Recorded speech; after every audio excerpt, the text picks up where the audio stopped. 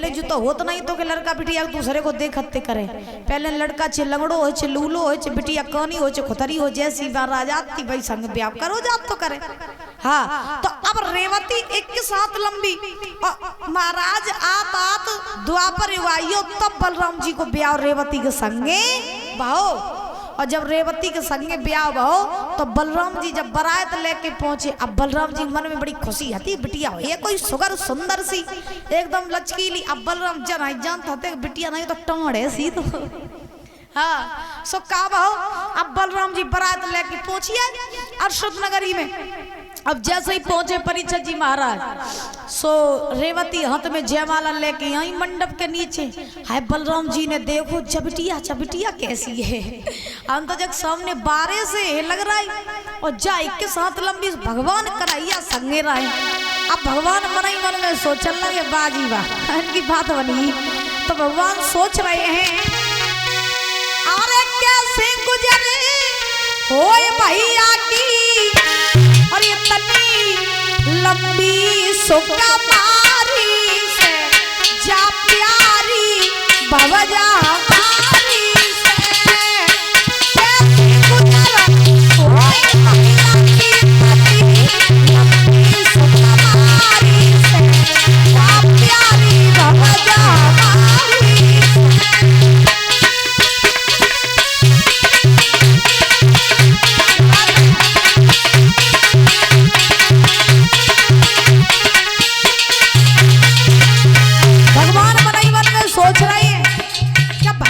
छोटो है और भाभी तो इतनी लंबी इनकी गुजर कैसे हुई है।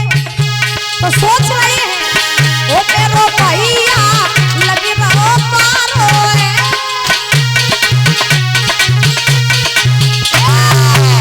मेरो भैया लगे रहो पारो है। ओ राजा ने कहा विचारो है,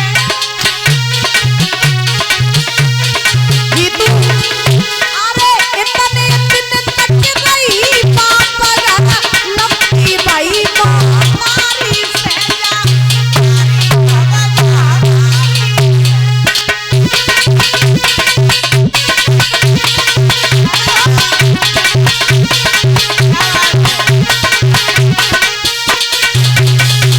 भगवान सोच रहे इनकी गुजर कैसे हुई है। तो भगवान गए बलराम के कान में बोले भैया अब कछु नहीं बिगड़ो, जब बिटिया बहुत लंबी है जब संग तेरी गुजर नहीं हो है मेरी बात मान ले, बारात लौटा ले चल।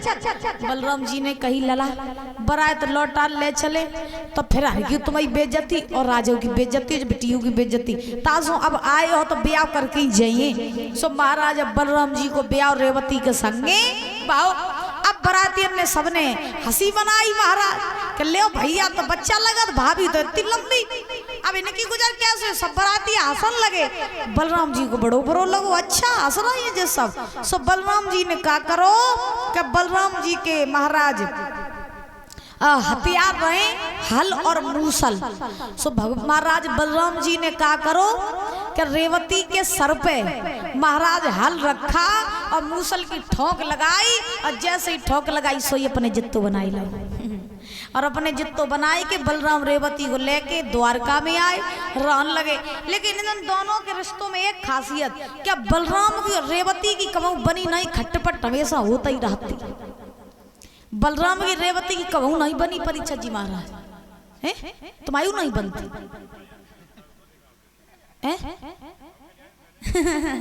हाँ जऊआ सही है। हाँ तो देखो उनकी कबहू बनी नहीं, खटपट होता ही रही। तुम्हारी तो नहीं होत खटपट कतई नहीं, तुम दोनों जने सीधे हो। हाँ बोलो गोविंद भगवान की। तो देखो अब आपने देखा दाऊ जी गए परीक्षित जी महाराज हैं। अब दाऊ जी देखो जहाँ कहूँ मंदिर में चले जाओ देवी देवता संगे ही हैं। हाँ और बलराम जी रेवती देखो अलग ही अलग ठाड़ी है, उनकी बनता ही नहीं थी कबहू। सो इस प्रकार से महाराज बलराम जी का विवाह रेवती के साथ में हुआ। अब परीक्षित जी महाराज ने सुखदेव भगवान से प्रश्न किया प्रभु अब आप कृपया करके मुझे ये बताइए कि बलराम जी का विवाह रेवती जी के साथ हुआ, भगवान कन्हैया के विवाह किस प्रकार से हुए। हमने ये सुना कि भगवान कन्हैया के एक नहीं दो नहीं बल्कि 16,108 विवाह हुए। प्रभु यहाँ एक पत्नी नहीं संभाली जाती है, भगवान ने 16,108 कैसे संभाली थी? तो कृपया करके वो मुझे कथा सुनाइए कि कन्हैया के विवाह कैसे हुए। तो उसी समय सुखदेव भगवान ने राजा परीक्षित से कहा, हे राजन परीक्षित, भगवान कन्हैया का पहला विवाह हुआ रुक्मिणी जी के साथ। किसके साथ? रुक्मिणी जी के साथ। ये रुक्मिणी कौन थी, कहाँ की रहने वाली थी और कैसे इनकी शादी हुई, बड़े विस्तार से सुनना। एक समय की बात, द्वापर युग में महाराज एक कुंदनपुर नाम की नगरी थी। यही कुंदनपुर जो कुदरकोट है, इस कुंदनपुर नाम की नगरी थी और कुंदनपुर नगरी में रहते थे राजा भीष्मक। राजा भीष्मक के घर में 5 पुत्र थे लेकिन कोई बिटिया नहीं थी। समय बीता तो राजा भीष्मक के घर में महाराज एक कन्या का जन्म हुआ। अब वो कन्या कोई साधारण नहीं बल्कि आदि शक्ति आदि भवानी मां लक्ष्मी का अवतार थी। तो भगवान जब मैया लक्ष्मी जो है राजा भीष्मक के यहाँ पर अवतार लेकर के आई तो राजा भीष्मक ने बड़ी खुशी मनाई, बहुत सारा धन दान किया, गायों का दान किया, चारों तरफ खुशहाली खुशहाली छा रही है। बाबा देवर्षि नारद का आगमन हुआ तो भीष्मक ने कही, बाबा तुम बड़े सही समय पर आए। बोले क्यों? भीष्मक ने कहा कि मेरे घर में एक बिटिया जन्म लो। तो बब बिटिया की ने हस्तरेखा देख के मुझे बताए दो कि मेरी बिटिया को ब्याह किनके संगे हुई है, बड़ी हुई कि जब का करिए और जब को नाम धर दे तो जो सब बातें मुझे बताए दे। तो नारद जी बोले बुला अपनी बिटिया को। सो भीष्मक की पत्नी रहे जिनको नाम है तो शुद्धमती। का नाम? शुद्धमती। सो शुद्धमती महाराज व बिटिया को अपनी गोद में लेकर के आई और नारद जी ने जैसे ही वह लली की हस्तरेखा देखी, नारद जी कहने लगे, राजन तुम्हें तो भाग्य खुली है। बोले काय? बोले तुम्हारा तो बैकुंठ बनी हो। तो कैसे?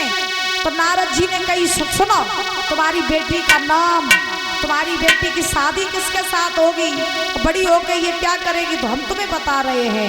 नारद जी समझा करके बोले हैं, अरे सुना नारद की बात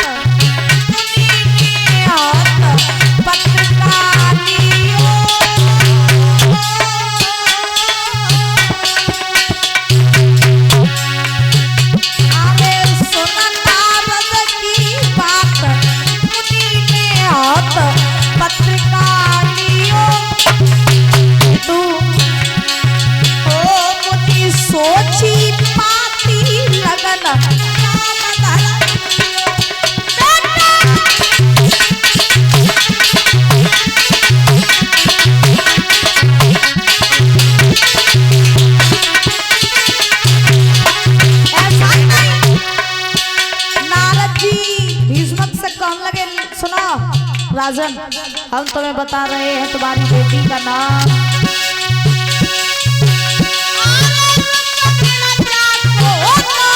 सिद्ध सबक काम देव ने कियो।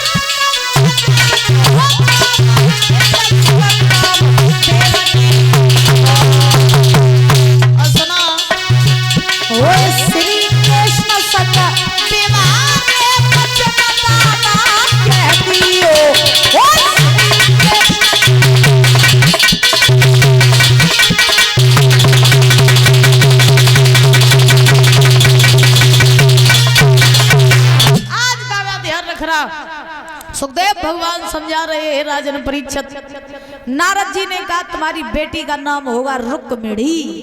क्या नाम? रुक्मणी और इनकी शादी किनके संगे हुई है? द्वारकाधीश कन्हैया के संगे। अब बिटिया तुम्हारी लक्ष्मी है ही, ठीक, और कन्हैया जो है, नारायण जो है, वे तुम्हें दमोद बन के आए जे, तुम्हारा घर तो बैकुंठ बनी हो, तुम्हारे जितो भाग्यशाली तो कोई नहीं। और तुम्हारी बेटी बड़ी होकर के भगवान की बहुत बड़ी भक्त होगी, तुम्हारा नाम रोशन करेगी, इसीलिए हम इसका नाम क्या रख रहे हैं? रुक्मिणी। रुक्मिणी नाम रखा। नारद जी वहां से चले गए।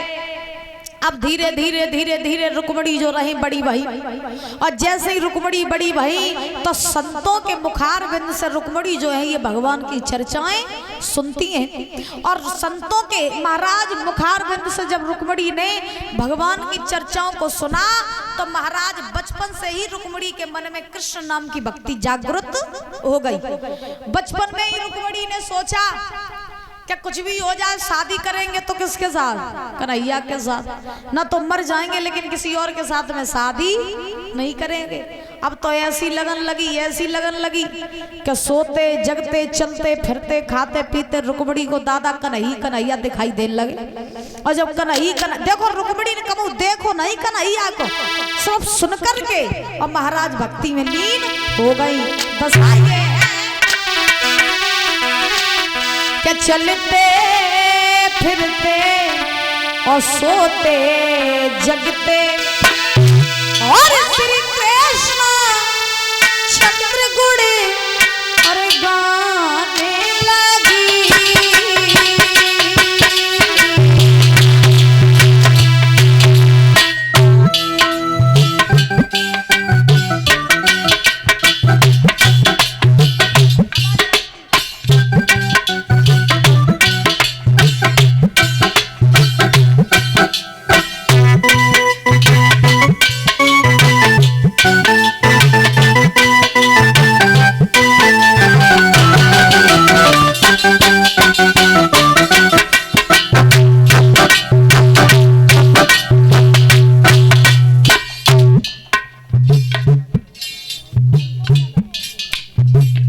संतोष यादव नगला धारा से ये 501 रुपए देकर सम्मानित करने बहुत बहुत धन्यवाद है। कामना करेंगे सुख शांति प्रदान होती रहे, तन के भंडार भरे रहे, समाज में पद प्रतिष्ठा बनी रहे, कामना आकांक्षा है। रुक्मिणी के मन में ऐसी लगन लगी, ऐसी लगन लगी, जीतू कैसी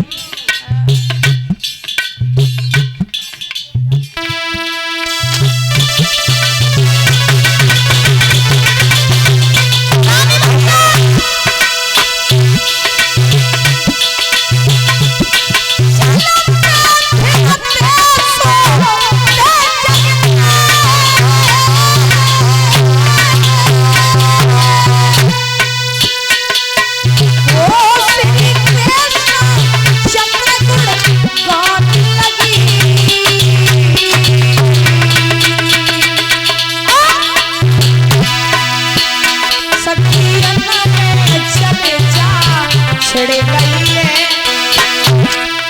ओ सखी अन्ना में चर्चा छिड़े गई है, ओ तो प्रभु के गीत सुनाने लगी।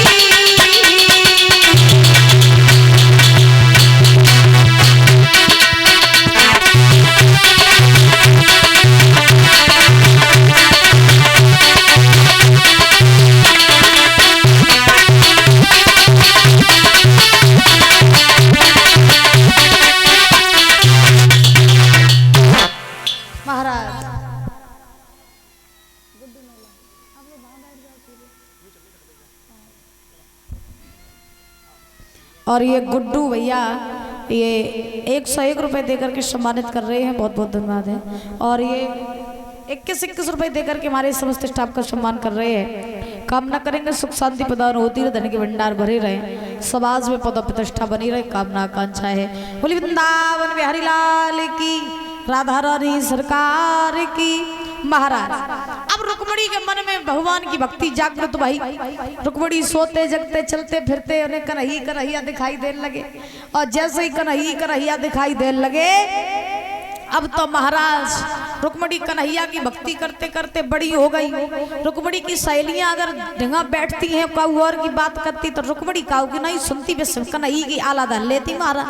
अब बिटिया सब कहने लगी जब साँची कन्हैया चक्कर में बाबरी है गई, जाए कहूँ देखो नहीं बाके पीछे देखो कैसी मरी जा रही, लेकिन रुक्मणी को कोई फर्क नहीं पड़ो।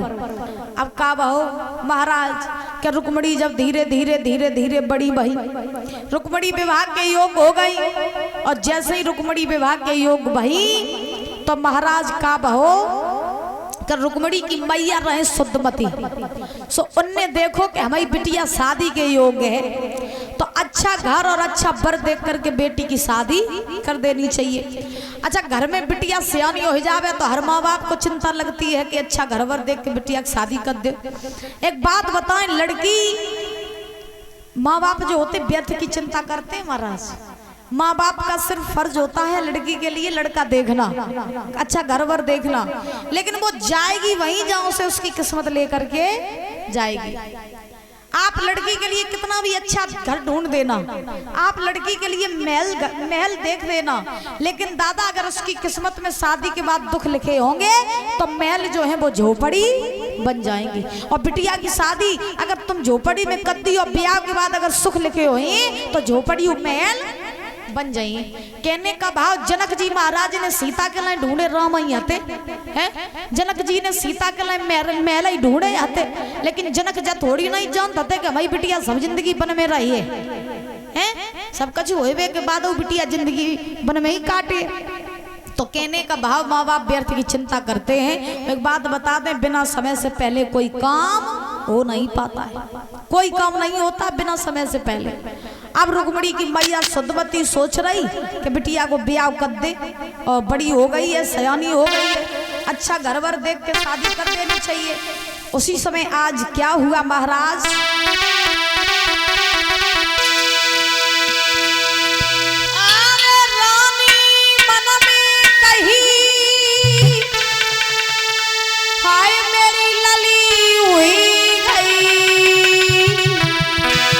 और बड़ी मेरी सियानी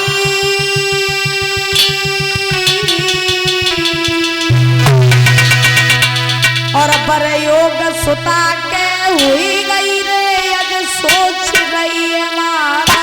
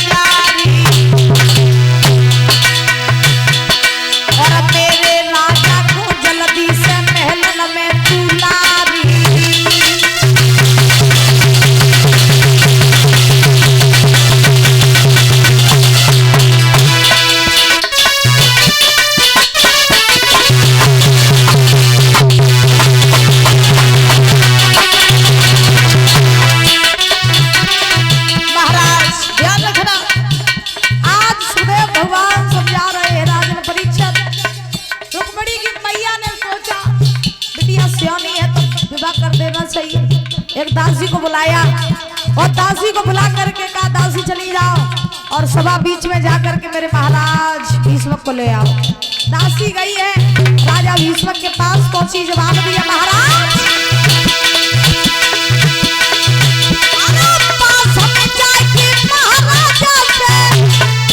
और ऐसे लगी समझ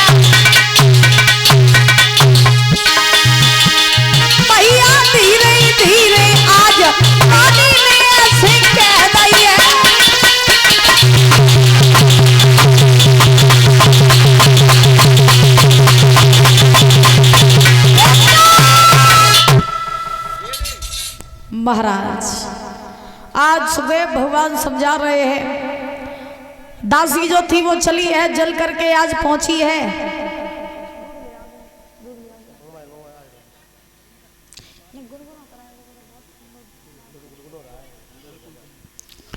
आज दासी ने जाकर के भीष्मक से कहा, महाराज आप मेरे साथ चलिए, आपको महलों में रानी ने याद किया है। भीष्मक जो है दासी की बात सुनकर के आज चले हैं और परीक्षित जी